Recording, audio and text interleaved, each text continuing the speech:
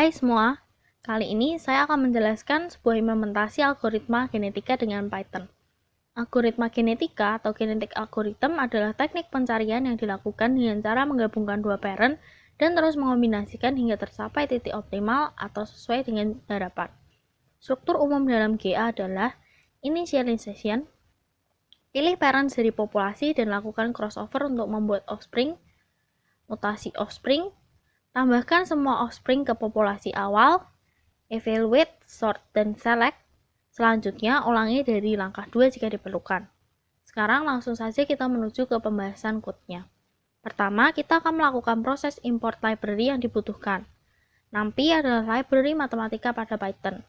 Matplotlib berfungsi untuk menampilkan grafik 2 dimensi. YPstruct adalah package untuk membuat kelas. GA adalah nama file Python yang terdapat struktur GA di dalamnya. Saya akan menggunakan rumus sebagai berikut. Misal, NH adalah jumlah pasien yang sudah ada di hari ke-H. P adalah peluang tertular orang yang bertemu pasien positif. R adalah jumlah rata-rata orang yang bertemu pasien positif. Delta NH atau jumlah penambahan orang positif memiliki rumus NH kali R kali P. Jumlah pasien di hari ke-H plus 1 sama dengan NH plus delta H atau NH plus NH kali R kali P. Bisa kita keluarkan NH-nya. Untuk jumlah pada hari ke X, maka pangkatkan rumus tersebut dengan X sehingga rumusnya menjadi. Kemudian, kita masukkan data di Kabupaten Kudus. Jumlah kasus positif per hari Rabu 13 Mei 2020 yang berada di dalam wilayah adalah 27 orang. Akan tetapi, 6 sudah meninggal sehingga sudah tidak menularkan ke orang lain. Jadi, NH sama dengan 21. Kemudian, di Kudus sudah diwajibkan memakai masker kain. Dari situ kita misalkan bahwa P adalah 0,6 dan saya akan mencari N ke-7. Sekarang kembali lagi ke code kita. Function ini akan menerima parameter X dan mereturn hasil dari rumus tadi. Kemudian di sini saya memiliki struktur bernama problem yang memiliki 4 variabel inputan. Cosfunc sama dengan COVID. COVID di sini merujuk ke function yang ada di sini.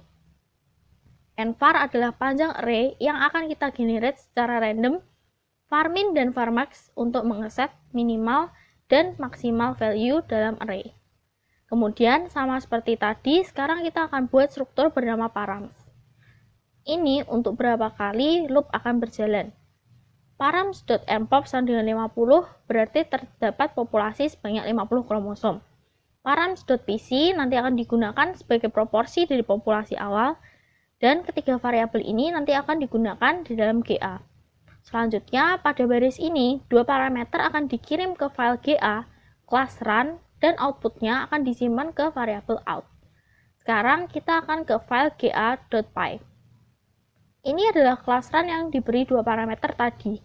Agar lebih mudah, kita akan ekstrak variabel yang ada di dalam kelas problem dan params. Kemudian di sini ada template agar setiap individu memiliki struktur yang sama. Sekarang kita lakukan langkah pertama dalam GA yaitu membuat populasi awal atau initialization. Baris ini akan mengisi array pop dengan template empty individual dan mengulanginya sebanyak npop. Kemudian kita akan buat loop untuk mengisi posisi dan cost setiap individu. Untuk posisi kita akan menggunakan random dengan varmin sebagai minimal value, varmax sebagai maximal value, dan nvar sebagai size. Pop_i the position akan berisi posisi dari pop_i. Cosfunc isinya function dan function akan membalikan hasil dari perhitungan rumus. Sekarang yang harus kita lakukan adalah mencari solusi optimum dari populasi tadi.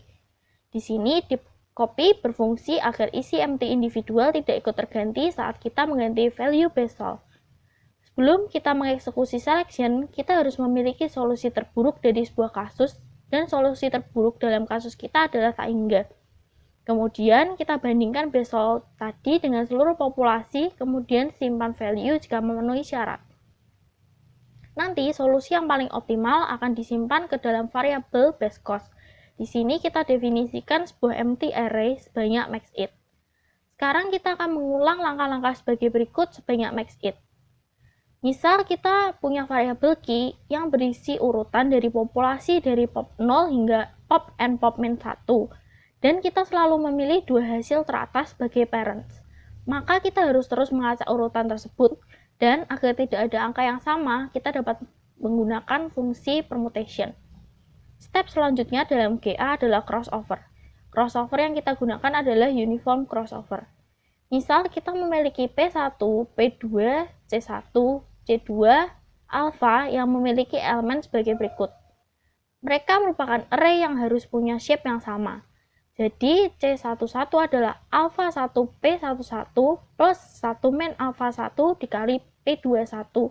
Dan C21 adalah alpha 1 P21 plus 1 min alpha 1 dikali P11.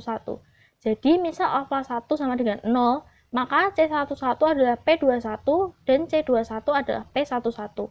Jadi konsepnya sama dengan binary uniform crossover. Tapi di sini alpha, P, C-nya adalah variabel kontinu.